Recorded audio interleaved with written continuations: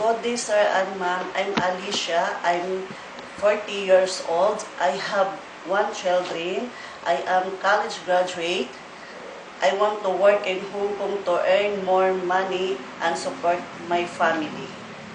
Hello, Miss Alicia. How are you? I'm fine. Have you worked abroad before? Yes, ma'am. Have you worked as domestic helper in the Philippines? Yes, ma'am. How many members of the family have you served? 4 children and 2 adults. How many children and how old is the children when you begin to work there? 4 years old, 5 years old, 8 years old, and 10 years old. Do you know how to take good care of a newborn baby? Yes. What were your main duties?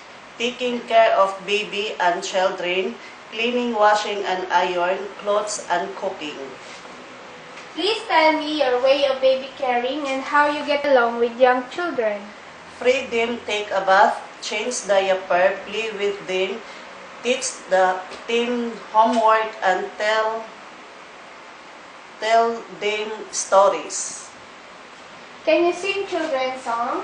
Yes, ma'am. Please try.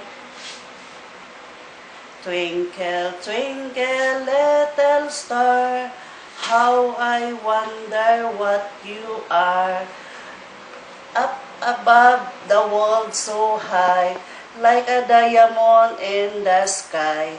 Twinkle, twinkle, little star, how I wonder what you are. What kind of recipe can you cook well? Filipino food and Chinese food. Can you follow recipe book? Yes, ma'am. Describe your personal character. Hardworking, honest, loyal, and respectful, and friendly. How do you perform as a good domestic helper? I will follow the rules and regulation of my employer.